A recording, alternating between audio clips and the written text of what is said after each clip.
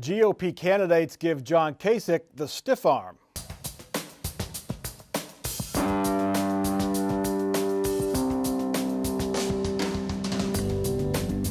Joining us on Columbus on the Record this week, Jackie Borchert, State House reporter for Cleveland.com. Karen Kassler, State House bureau chief for Ohio Public Radio and TV. Derek Clay, Democratic strategist, and Bob Clegg, Republican strategist. Nearly 6 in 10 Ohioans think John Kasich is doing a good job. He won re-election in a landslide, and many feel he should be president. Yet the Republican candidates for governors seem to want nothing to do with him. As first reported by the Cincinnati Enquirer, Lieutenant Governor Mary Taylor told a suburban Cincinnati GOP meeting that Kasich has endorsed Mike DeWine for governor. He has not. He's endorsed Mary Taylor, something that DeWine's running mate, John Husted, was very quick to point out. Bob Clegg, why doesn't anyone want anything to do with John Kasich? Does he have the flu? Maybe that's it. Does he have the flu? I don't know, Mike. You know what's interesting about this, and this is the problem that Mary Taylor has.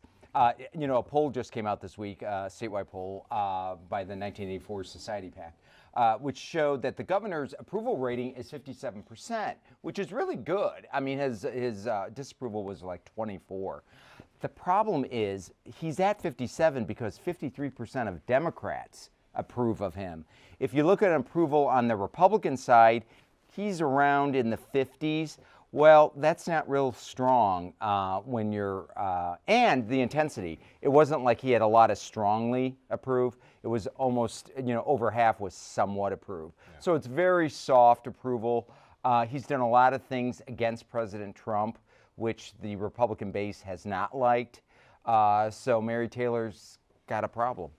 And I think what's interesting here is not only did she say that John Kasich had not endorsed her, which I know Jackie was at this event where John Kasich endorsed Mary Taylor at the Ohio Newspaper Association last year, but she also deflected him over to Mike DeWine, which is an interesting strategy when you don't want the endorsement of somebody and you deflect it onto somebody else potentially. But the voters that she's trying to reach are the ones that are the most likely to turn out in the primary, and they're the ones who are mad at Kasich for not being supportive of Donald Trump. Right. This whole thing happened in Claremont County, which is one of the reddest, most conservative parts of the state. Could she Mary Ann Sharkey in the show mentioned a while back that while Kasich endorses Mary Taylor, the folks who work for him don't endorse Mary Taylor. They're for DeWine and Husted. Mm-hmm. Could that be the case that's what she meant? It wasn't that Kasich endorsed her, but his. Well, and she is saying that this was not. She's denying this. So. Well, the bottom line is Trump won Ohio, and there's a lot of Trump supporters here in Ohio. So they don't want to necessarily be hitched to the governor right now because he's still running for president. He's out here on CNN. CNN is the Antichrist to a lot of Republicans, so they just don't want to be associated with him. Well, the problem is if she meant to say that the majority of the Kasich staffers are backing Mike DeWine, then she should say the majority of the staffers are backing Mike DeWine. She shouldn't be saying the governor endorsed Mike DeWine. And she also said something, too, about how she has not met with the governor for more than a year, hadn't had a meeting with him. Hadn't talked to him. Yeah. And he had a press conference yesterday in which he said, yeah, of course he's talked to her because she's his lieutenant governor. He backed her up and said she's been a great partner. He's had personal conversations with her. And did he have a twinkle in his eye when he was saying that? I mean, he was repeating his endorsement. Or was that a little dig, perhaps? Don't forsake me? Well, I mean, he did say, there were times where she disagreed with some of the things that his administration was doing, and she voiced her opposition, but then she went out and played for the team, I think is the phrase that he used. So, it's a tricky line, and we've been wondering for some time now how Mary Taylor was going to walk it. So this week, very interesting that it comes out this way. That 1984 poll, Derek, that Bob mentioned, it's a right-leaning organization. 53% of the Republicans they polled said they would be likely to vote for the candidate for governor who strongly agrees with Donald Trump. Mm-hmm. Right now, Mary Taylor is the one who's hitching her wagon to Donald Trump. You'd think she'd be doing better in that poll. She trailed Mike DeWine very badly in that poll. Yeah, I think the candidate that just left the race, those were the folks Jim Renacci, Congressman Renacci. Those were the folks that the Trump supporters, in my opinion, were going to support. So now that he's left the race, you have a number of other candidates out there that they have to choose from, and maybe because she was not the first choice of the Trump supporters, then they're looking at other candidates. And also, don't forget, she is a member of the Kasich administration. I mean, she's keeping the title lieutenant governor, so that means she's part of the administration, and that's what's going to be holding her back with all those voters. It's very hard for someone who has served as state auditor and lieutenant governor for 8 years to be the anti-establishment candidate if you've been in office for 12 years, statewide office for 12 years. And when you think about it, Kasich was the last candidate before now President Trump entered the race. He was the last person that was in the race before the nomination. Yep. So he was going back and forth with President Trump. He was bad-mouthing him in a lot of instances, and he did not win a majority of votes in the Ohio primary for president. He won the plurality, but he did not win over 50%. Yeah, Trump won, I think, 30-some counties, and he won some of them in big numbers. But I was just going to say, Mike DeWine, when you come in with that kind of name recognition, obviously that's going to do well in a poll this early on. We still have several months to go before this primary. Yeah, the polls at this point are really kind of, it's a good measuring stick for early in the race, but they won't mean a whole lot a couple months from now. Our next topic, Ohio soon actually does have a new Supreme Court justice right now. She takes office on Sunday. Governor Kasich this week appointed State Appeals Court Judge Mary DiGennaro to fill the seat vacated by Bill O'Neill. That means another Republican will replace the one Democrat on the court, but Kasich says that won't matter. One thing that I asked the judge yesterday is, when you look at the law, do you look at the law as a Republican or a Democrat? She happens to be a Republican. I asked her, how do you look at it? She said, well, the political considerations in the political party doesn't matter. I will work diligently, fairly, and collegially with the other justices on the court, and I will do my part to make sure the public continues to have confidence in their Supreme Court, where the rule of law and the protection of our precious constitutional rights are the guiding principles. Jackie Borchert, Mary DiGennaro was already running, so this basically gives her a head start for a seat that she was already going to seek. Right. Bill O'Neill could not seek re-election because he had reached the age of 70. So that was going to be an open seat, a seat without an incumbent. And so she had already planned to run. She was the endorsed, state GOP party candidate for that. So now she'll have the incumbency benefit, which, in these races, they run, as Republicans and Democrats, but it's a nonpartisan ballot. She has the advantage of having the party backing, but as we know, when voters go to the polls, that may not matter. Is she truly a nonpartisan judge?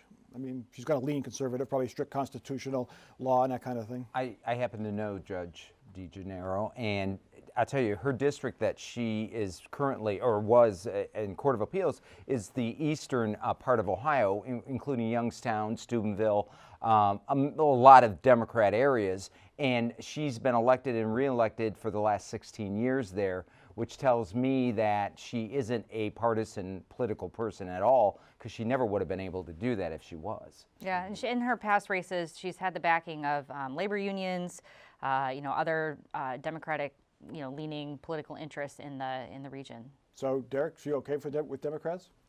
Well, I don't know a whole lot about this judge, but what I do know is that she comes from a very Democratic part of the state. And when you're running statewide, that's different than running in a region or a particular part of the state. You're going to have a lot of, if you're running for Supreme Court, you're going to have name recognition. And, I've not heard of her. So when you get some of these other Democratic candidates in the race that might have some better name recognition, she might have a problem. Forgive me if I don't get this right. It's Michael O'Donnell is the likely, or perhaps the Donnelly. Irish name. That's one. Yeah, There's that's two one. seats that are open. That's one. Yeah. Would he run against Mary DiGennaro? No, he's going to be running against Craig Baldwin, Okay. the other Republican endorsed The candidate. reason why I asked, Bill O'Neill, the good Irish name, won without spending any money. Yes, yes, he did. Unseated a Republican incumbent, as a matter of fact, Bob absolutely. Cupp. Yeah. And I think, this seat was going to be open anyway because he had reached term limits. What I think is really interesting here, though, is that it does make women a majority on the Ohio Supreme Court. Again. So we've been Once talking again. about more women in elected office. Here we go. And they're all Republicans. Thank you. Well, okay. Everyone's a Republican on this. And that's true. Now that we only have one elected, we as Ohio have only one elected Democrat statewide, and that's Sherrod Brown.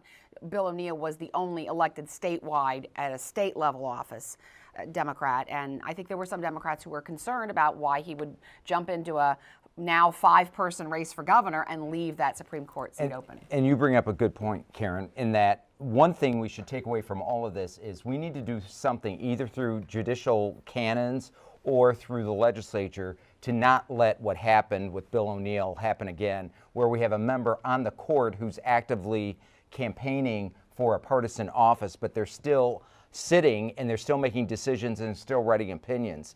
That's not the way it's supposed to be. So how do you solve that if you elect justices to the Supreme Court? Because they're politicians. They have a judicial code of conduct and things like that. They have different rules, of course, that Yeah. they campaign under. And the current canons say if you're a judge and you run for a partisan office, you must resign when you're a candidate. Yeah. He was trying to define what candidate is. Maybe the canons needs to define that, which is any public statement indicating you're running for an office, a partisan office, qualifies you as a candidate. I think that's all that has to be Well, and done. lawmakers are looking at that, whether that's something that should be addressed as, through the code of conduct, or whether it's something that, the legislature maybe better defines what candidate means. If that means, officially filing with the Secretary of State, as Bill O'Neill thinks it, said it did, or if it, they list some activity, for example, that, like having a website and raising money, or Or just saying it in public that I'm running for governor. right, having an announcement, picking a running mate. I mean, there's all sorts of criteria. Making policy statements, these sorts of things. Derek, how do Democrats feel about Bill O'Neill? Are they mad at him for leaving? Do they think he's just... Why did you ask me that? Do they think he's just out there? Remember the Facebook post about all the women he's been involved with? Do they think he's just out there? Are they mad at him? Are they annoyed by him? What's the feeling? I think that the Facebook post was very odd, for one. I think that Democrats have sort of coalesced around Richard Cordray now that Nan Whaley has gotten out of the race, and I don't know if they really take him seriously. That I know that he's in the race, but I don't know if they really take him seriously as a candidate. You have Dennis Kucinich who's jumped in, who's had some electoral history.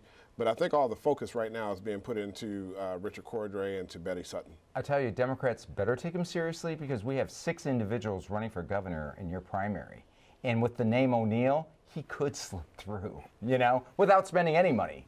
Even in a Democratic primary? Even in even in a Because he won in a general on his name. Yeah, even in a Democrat primary. And it's a great name. And also, like with the Republicans, the people who are going to turn out in a primary are going to be people who are perhaps a little bit further to the left in this case than the center, and that's Dennis Kucinich is right there. Yeah. Kucinich and O'Neill. I mean, both of them are positioning themselves to be to the left of Cordray and Sutton and Schiavone and Connie Pillich. Absolutely, but I think when you look at where he's up from Ashtabula County, which is still northeast Ohio, but it's not the core Cuyahoga County, Summit County, where you have a bigger Democratic concentration. This is Bill O'Neill. Bill O'Neill. Yep. When you look at Richard Cordray, who's from Central Ohio, Franklin County is a Democratic county. Betty Sutton, who's up from northeast Ohio as well. I think that those two factors might cancel his nomination out, O'Neill's. This week's government shutdown on the federal level was supposed to be a standoff over immigration reform. It lasted 3 days, and the Democrats blinked. They agreed to reopen the government after Republican leaders agreed to possibly bring a bill to the floor that would decide the future of undocumented immigrants brought to the U.S. as children. Ohio's Sherrod Brown, who supported the shutdown last Friday but voted to reopen it on Monday, saw a silver lining of compromise. And the future is this should make it easier because of the discussions so many of us had over the weekend with senators in our own party and the other party, regardless of which of the party of any of us, that we have that I think we're reaching a place where we can get serious about negotiations on a whole lot of issues. That was the Democratic spin, Derek, afterwards, that, we didn't get what we wanted, but we've laid the groundwork for future progress. You buying that? Well, it was common sense to reopen the government in the first place. I mean, it is ridiculous that we don't have a process in place where our government is just continuously funded. So I think the Democrats took the very responsible approach in saying, yes, we will do this short-term fix so that we can reopen our government, but then we're going to have a bigger discussion on DACA later. So I don't think that the Democrats, even though the mass majority said that they blinked, I don't think that they blinked. I think they cut their losses after 3 days. Because it was looking pretty. It was the Schumer shutdown. They were choosing It was the Schumer illegal immigration over It was the Trump shutdown. It was the Trump shutdown. And that's the key to their problem. They thought they could make it a Trump shutdown. It wasn't. It was a Schumer shutdown. Now, Derek, I want to make sure I got this clear. Do you think they were responsible, the Democrats were responsible to shut the government down for 3 days and then to bring it back out? That was the responsible thing to do. No, what I'm saying is that we took the common sense approach to make sure that we had the votes to reopen the government so that we can come back to the table at a later time to negotiate this DACA deal. The problem the Democrats had with this was they didn't learn the lesson that the Republicans went through in 2013. And the key to shut down politics, I figured out, is not the shutting down of the government, but the reason why you shut down the government. And the Republicans did it because of Obamacare. Now remember, back then in 2013, Obamacare was unpopular. So I'm sure the Republicans all sat there and said, oh, we'll shut it down over Obamacare. Everybody will love that. But in 2014, Republicans didn't pay cleaned the up price. again. No, So, didn't pay the price. So my question is, 10 months from now, for Sherrod Brown in particular, because he voted to shut the government down. Karen, 10 months from now, are voters going to remember this? Are they going to remember this 1 month from now? I was just, when we were back a couple weeks ago doing the 2017 year in review stuff, and you started looking at all the stuff that happened in 2017, I think it's going to be that way as we go forward through this year. That the shutdown is going to seem like a million years ago when it was only 10 months ago. The question, too, is what happens then with DACA? The whole reason that they came back is they said that, we have good faith that there will be future negotiations. And are there going to be negotiations before then? And that will reflect back on this. Well, President Trump has already put out, today or yesterday, he put out a plan to make legal 1.8 million. For $25 billion, though. That's ridiculous. Pardon? To build for $25 billion to How build a badly wall. do the Democrat Party want to make these people legal? But the other things That's the question the other things we in that have. proposal was eliminating the family or chain migration, Sure. also eliminating the lottery, which the Democrats aren't going to go for. Okay, but he's willing to make them legal. So the question is, for all those people, they probably don't. There was a congressman from Chicago, Luis Gutierrez, I think, who said he would help build the wall if it meant that he could legalize these people, which is what is being offered. Well, the But far Bob, right, this is what I don't understand, though. Your party has the presidency, you have and Congress. You control all parties of government. To get a bill through the Senate, how many votes do you need? You How tell many me. how many votes do you need to get a bill through the Senate? There, please give me the answer. You need 60. And Barack Okay, Obama, which means 9 Democrats have to vote, and you guys can't provide 9 votes to make these people legal. and nor Please. could the Republicans provide the 9 votes that Barack Obama needed, and certainly in this first couple of years. But I do have a question about the plan that Yeah. is on the table right now. Is that going to be the plan next week? Is that going to be the plan? I think tomorrow. If they accept it and pass it, it's done. Yeah. You got to do it before he changes it. All right, let's get to our next compromise. Speaking of compromise, there appears to be hope of compromise over plans to change the way Ohio draws its congressional districts. Last week, Republicans were pretty adamant that their plan for the May ballot was best, but critics say it's no more than a cosmetic fix and won't end gerrymandering. This week, Senate President Larry Obhoff said the Senate would not vote on a redistricting reform plan unless it has the support of those good government groups pushing their own reform plan for the November ballot. Karen Kassler, it was surprising that it was kind of a 180 after the editorials in the paper came out, Common Cause and the League of Women Voters had a news conference. Did the Republicans see that? Is there really a good chance of a compromise here? Well, what we have here is, these dueling plans, so to speak. The lawmakers can put theirs on in May. The citizens groups can't put theirs on until November. And the citizens groups have some real concerns about the lawmakers' plan. So to avoid having voters decide this issue twice, potentially, because these citizens groups have been at it for a long time, then it would make sense to come up with some sort of a deal. But the question is going to be whether that deal is going to be enough to satisfy these good government groups who really want to see the map drawing authority taken away from state lawmakers, where the gerrymandering starts coming in, and putting it into a bipartisan commission like the one that was created in 2015 for state House and state Senate districts. But by saying we would not have a vote, unless those groups agree to it, that's giving away a lot of leverage. Well, and there's not a whole lot of time either, Yeah, because just a couple- this has to like a week. pass by, it has to be filed by February 7th to make the May ballot. Yeah. And nobody wants to take this on. I mean, I think that that's at the heart of this thing is a political hot potato. Nobody wants to really say that they're going to call a vote for congressional redistricting, and nobody wants that. I thought it was headache. the most interesting, I think, testimony I heard this week was from the Ohio Chamber of Commerce, who came before lawmakers and basically said, please, please, please get this right. We do not want we don't want to spend money to fight, you know, any citizen-initiated statute like they did back in 2012. Well, in 2012, or 2015, the state legislature got passed. Yes. And what happened was the good government groups and the legislators agreed to a plan, went to the ballot. There was really no opposition. Right. Could that happen even after the February 7th filing deadline? I think the biggest problem, and it was mentioned earlier, is the fact that with the state legislative lines, you didn't have the legislature involved. It was an apportionment board. They did it. You had a couple legislators on it, but it wasn't the legislature. The biggest stumbling block has been in the past that the legislature doesn't want to give up that authority of drawing the congressional lines. And until they can get that issue resolved, this isn't going to get resolved. And you have lawmakers who say, hey, that's why we were elected. It's part of what we do is draw those congressional lines. But we've all heard the stories that happened back after the last census about the room at the hotel in Capitol Square and all the conversations that were going on. The real question here, and this is something that happens on the Republican side and on the Democratic side, is there going to be enough bipartisan buy-in, a bipartisan vote to make it happen? That's the kind of thing that helps to eliminate the concerns about gerrymandering. And then at the same time, we have all these court rulings. Pennsylvania Supreme Court just ruled their maps unconstitutional this past week. And we have a case before the U.S. Supreme Court yeah. that's really going to be the ultimate decider in all of this. Okay. Let's get to our final topic. In the past, Republicans have not fared very well when it comes to anti-union ballot issues. If you go way back to 1958, a so-called right-to-work measure lost so badly that control of nearly all of state government went from Republicans to Democrats. Then in 2011, the GOP legislature passed limits on public employee unions. Voters trounced that measure, Senate Bill 5. Well, at least some GOP lawmakers want to try again. State Reps John Becker and Craig Rydell want voters to decide a union-limiting amendment that would prohibit mandatory dues. It would repeal the prevailing wage law.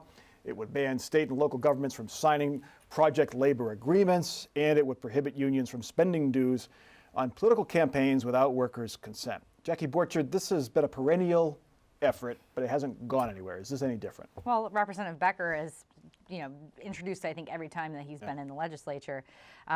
What makes this effort a little bit different is that they're proposing each of these be a separate amendment put to voters. So the legislature would pass it, much like their redistricting proposal. And they're saying, we need to let the people decide once and for all. 1958 and 2011 were different times or different proposals. 2011 SB 5 was not right to work necessarily. So that's what they're saying.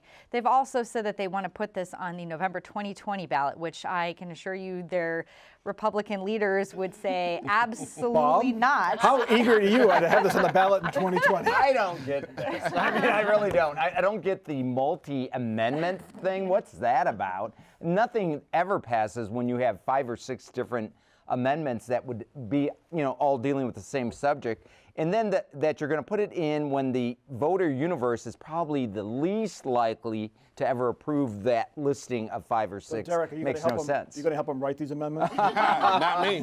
Not me Are at the all. Democrats going to help them to get it on the ballot?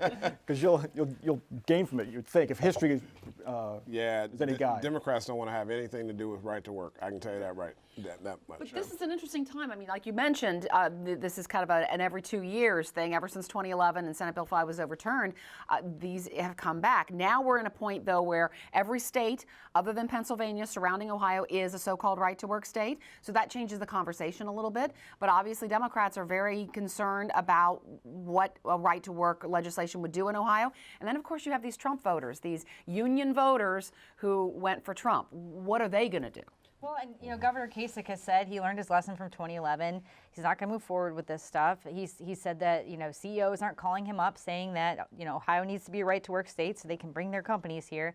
But he's a lame duck. He's moving on. So now the question is, what will the next governor do? Let's get to our final off-the-record parting shots. Bob Clegg, you're up first. I just went to a reception this week to honor the political career of former Congressman Pat Tiberi. He's my congressman. He's a great congressman, great public servant. Number one priority was his constituents, and I wish we had more people like that in D.C. Derek. Yeah, so if you go up and down High Street in the short north, you've noticed that there's a lot of construction going on with a streetscape project that has begun, multi-million-dollar project. It's going to be a little painful in the interim, but when it comes out, it's going to be very beautiful. All right, Karen. It's nice weather this weekend, but flu season is still here. The latest numbers, 1,681 hospitalizations related to the flu, up from 325 at this point last year, which is extraordinary, 417% increase. And also congratulations to Jim Thome for making the Baseball Hall of Fame. There should be 2 Indians in there this time. Omar Vizquel is going to make it. He is. And Jackie. Well, John Kasich this week said that he's willing to do whatever he can to help Columbus land the Amazon HQ2. But one thing he's not going to do is call up Jeff Bezos. He says he knows him, but he doesn't think a phone call would go very far. Interesting. News on the Columbus Crew front. The Austin City Council apparently is throwing cold water on owner Anthony Precourt's plan to site the stadium for his team in Austin, the Crew in Austin, in a public park. So now it comes out that the MLS commissioner is talking to Columbus business leaders about possibly staying here. One of two things is happening. Either they're serious about keeping the team here, or they're trying to give Anthony Precourt leverage with the Austin City Council to say, if you don't take my deal, we're going to stay in Columbus. I think it's the latter. That is Columbus on the Record for this week. Check us out online, Facebook, Twitter, and every episode on demand at our website, wosu.org/COTR. For our crew and for our panel, I'm Mike Thompson. Have a good week.